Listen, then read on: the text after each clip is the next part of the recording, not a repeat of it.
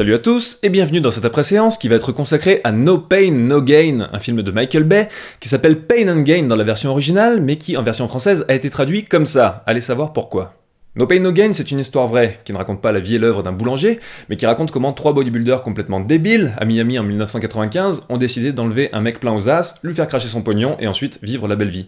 Sauf que ça a dégénéré. Alors c'est pas du tout un spoiler de vous dire que ça a dégénéré, vu que déjà c'est une histoire vraie et qu'on sait comment ça s'est terminé. De deux, on le voit dès la première scène du film, où le personnage de Mark Wahlberg se fait cueillir par les flics, et de trois, si ça n'avait pas dégénéré, il n'y aurait eu aucune raison d'en faire un film, vu qu'il n'y aurait pas eu d'architecture dramatique. Et cette histoire vraie, elle est complètement tarée. C'est la première fois de ma vie que je vais voir un film au cinéma, un film qui se sent obligé de repréciser aux trois quarts de son déroulement que c'est toujours une histoire vraie. Il y a un encart, ceci est toujours une histoire vraie. C'est vous dire à quel point cette histoire est tarée à la base. No Pain No Gain, comme je le disais, c'est un film de Michael Bay. Alors déjà, Michael Bay paye ton personnage, c'est le réalisateur de Bad Boys 1 et 2, de la trilogie Transformers, de Pearl Harbor. Je vais pas vous refaire toute la filmographie, mais voilà, c'est ce type de cinéma. Michael Bay, longtemps, je l'ai perçu comme une sorte de frère siamois de Roland Emmerich, un frère siamois qui serait un petit peu moins obsédé par les films catastrophes et qui aurait un peu plus d'humour, même si cet humour est souvent assez lourdeau. Mais à mon sens, ça se situait dans cet ordre d'idées. En quelques années, Michael Bay à Hollywood est devenu la quintessence du cinéma pyrotechnique décérébré, et ça fait longtemps que plus personne n'attendait autre chose de sa filmographie. Et là arrive No Pain, No Gain. Quand je l'ai vu au cinéma, j'étais avec un pote qui a décrit ce film, à moitié en déconnant, mais ça veut quand même dire ce que ça veut dire, comme étant le Citizen Kane de Michael Bay. Alors j'irai peut-être pas jusque-là sur le degré de comparaison, mais c'est profondément juste, déjà sur le fait qu'il s'agit du meilleur film de Michael Bay, haut la main, et aussi sur le fait qu'avec ce film, Michael Bay arrive tout simplement à réinventer son cinéma, à se renouveler et à montrer au passage qu'il en a dans le ciboulot et qu'il n'est pas juste un faiseur sans âme qui fait de la pyrotechnie complètement conne.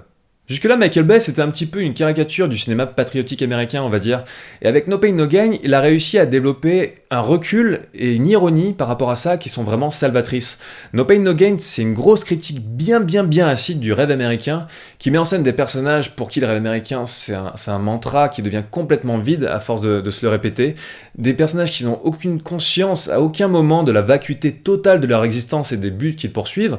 Ils sont complètement débiles au premier degré, mais ils sont filmés au 14e degré. Par contre, il n'y a pas de jugement sur ces personnages, on sent que Michael Bay a quand même de l'affection pour eux. Et le plus fort, c'est que Michael Bay arrive à faire ça sans délaisser ses codes esthétiques habituels, sans délaisser tout ce qui fait le langage cinématographique qu'il a mis en place au fil de sa carrière, avec son rythme, avec son ton. En gros, c'est toujours de la testostérone et des explosions, sauf que une fois mis dans ce nouveau contexte, une fois traité avec un angle de vue un petit peu différent, ces codes prennent un sens qui est autre, et les codes sont complètement retournés. Mark Wahlberg est très bon là-dedans, comme à son habitude. Je pense que de film en film, il est vraiment en train de construire une carrière super intéressante.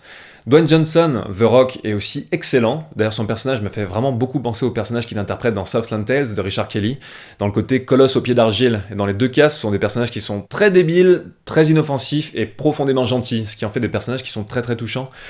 Et d'ailleurs, je pense que la continuité n'est pas innocente, parce que dans Southland Tales, le personnage avait cette espèce de tic de stress avec ses mains, et il fait un peu la même chose dans No Pain No Gain, donc je crois qu'il a fait un petit clin d'œil, mine de rien. Bon, après, pour pinailler, on peut aussi trouver quelques défauts au film, notamment sur la longueur. C'est un film qui est très long, et je comprends que cette longueur puisse être nécessaire pour rendre justice à l'évolution et surtout à la déchéance des personnages, mais le film aurait quand même gagné à être resserré à certains moments. Mais il y a aussi certains partis pris de réalisation qui sont pas franchement justifiés, j'ai trouvé, ou en tout cas qui sont pas vraiment compréhensibles. Il y en a certains qui fonctionnent bien, comme ces espèces de plans vue subjective assez surprenants qui sont filmés à la GoPro, ou je sais pas si c'est à la GoPro, mais en tout cas il y a un rendu similaire. Mais il y a d'autres partis pris qui fonctionnent moins bien, comme cette obsession que Michael Bay a pour les gros plans, qui sont tellement gros qu'on pourrait les appeler des énormes plans. Notamment ces plans sur les lunettes de soleil aviateur de Mark Wahlberg, qui reviennent plusieurs fois dans le film. J'ai pas compris pourquoi vraiment Michael Bay s'attardait là-dessus, si ça veut dire quelque chose, si c'est juste un gimmick pour faire genre. Donc voilà, il y avait ça qui était un petit peu dérangeant à certains moments. Mais une fois ça mis de côté, No Pain No Gain fait putain de plaisir. J'avais de très hautes attentes pour ce film et il ne m'a pas déçu une seule seconde. Et ça faisait longtemps qu'un film pour lequel j'avais ce degré d'attente ne m'avait pas déçu, donc ça fait d'autant plus plaisir. Jusque-là, je trouvais que l'été, au niveau des productions de divertissement, était plutôt en demi-teinte, mais je trouve que là, vraiment, on finit en beauté, avec coup sur coup le dernier pub avant la fin du monde et No Pain No Gain.